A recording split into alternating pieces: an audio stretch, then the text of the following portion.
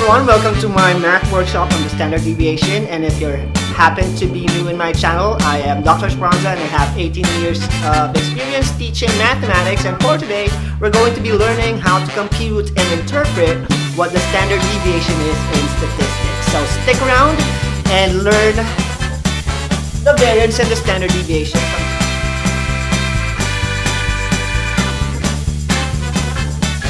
So we worked on how to use the calculator to produce the standard deviation and the mean of a distribution.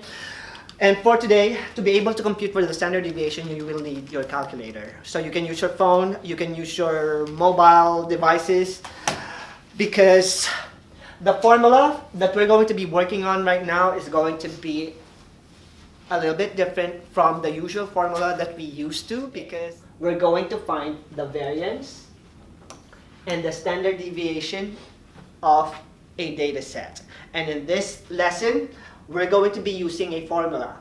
This is the formula for the variance, and this is the formula for the standard deviation. Now, what do you notice about the two formula? This one has an exponent of 2, and this one has no exponent of 2. But look at the formula. Are they identical? But since there's no exponent of 2, what do you think happened? Why the exponent was gone in the standard deviation? Because we took the square root of it. So that's the difference between the variance and the standard deviation. The variance, which is s squared, is given by this formula. And to find the standard deviation of your data set, you just need to take the square root of your variance so you can find its standard deviation. Now, this formula is full of symbols. This symbol, and the x, and the n, and the mean, and the exponent. So we're going to be using all these symbols in our lesson for the variance and the standard deviation. So let's dive in to the formula by applying it to this word problem. Let's say I'm trying to find the standard deviation of the number of siblings of my 5 students. So I had 5 students in a class, and I interviewed them and take a survey. I asked them how many siblings they have. And in this particular case, Spencer had 3 siblings, George has 2, Austin has 1, Marisol has 3, and Maria has 2 siblings.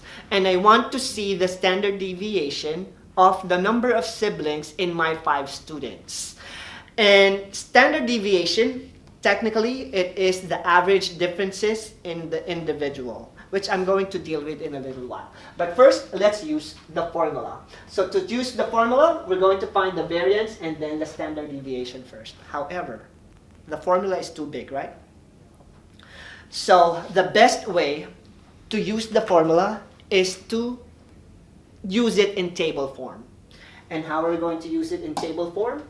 We're going to find each of the values in our distribution. In our formula, we need to find the mean.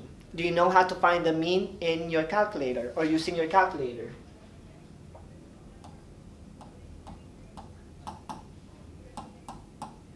What is the mean number or average number of siblings in this survey question?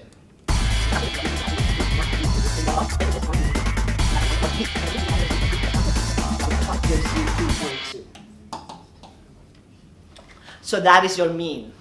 And after finding the mean, we're going to compute for the standard deviation using a table. And the first thing that we need to do is to write down all our x's. And what are the x's in our distribution? The data set. So we'll have 3, 2, 1, 3, and 2. The mean is the same, 64.4.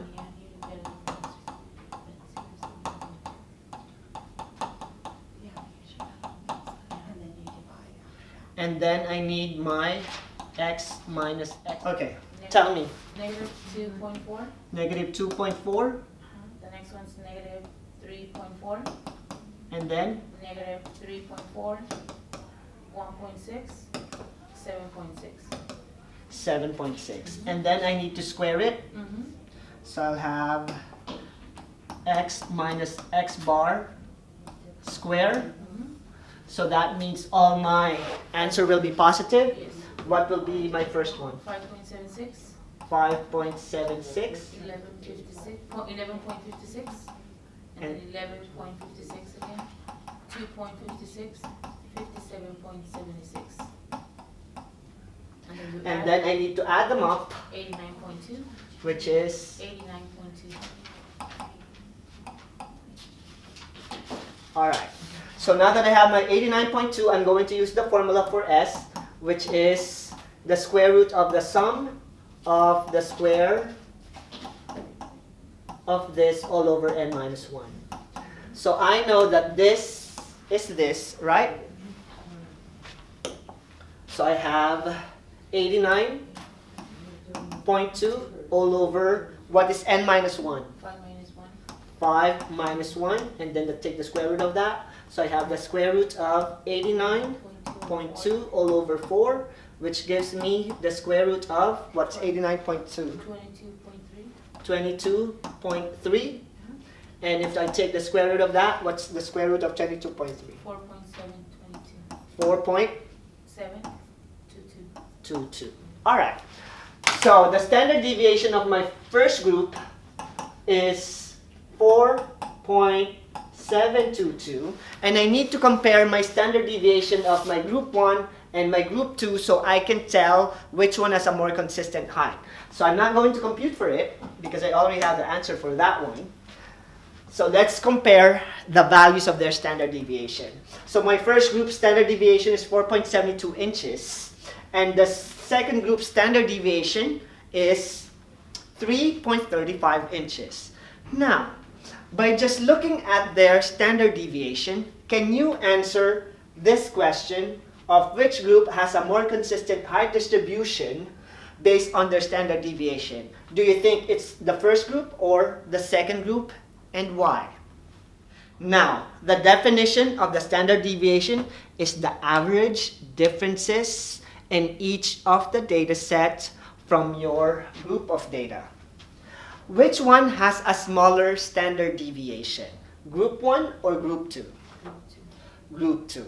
And in mathematics, the lower your standard deviation is, the more consistent, or as we call it, the less variable, or the variability is less when you have a smaller standard deviation. And when we say less variability, it equates to a more consistent data set. So between Group 1 and Group 2 students, my Group 1 students, their average height difference is 4.72 inches. But for my second group of students, their average height differences is only 3.35 inches. So can you visualize the difference now between Group 1's height and Group 2's height? And that is because of the standard deviation. Lower SD equals lower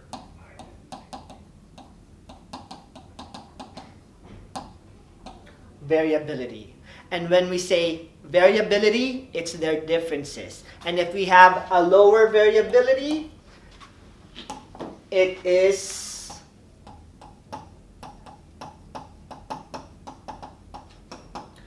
we're seeing a more consistent height distribution based on this value.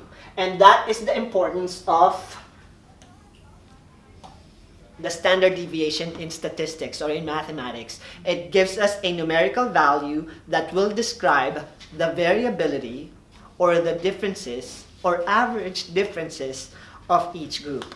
And in statistics, the lower the variability or the lower your standard deviation is the better consistency. And that is how you compute for the standard deviation. Dr. Speranza, and thank you for watching my workshop on standard deviation. And if you need or want to know more about my lessons in mathematics, please like, share, and subscribe to my channel so I'll be able to help more students like you who missed this lesson on standard deviation or needs more practices on working with statistics lessons,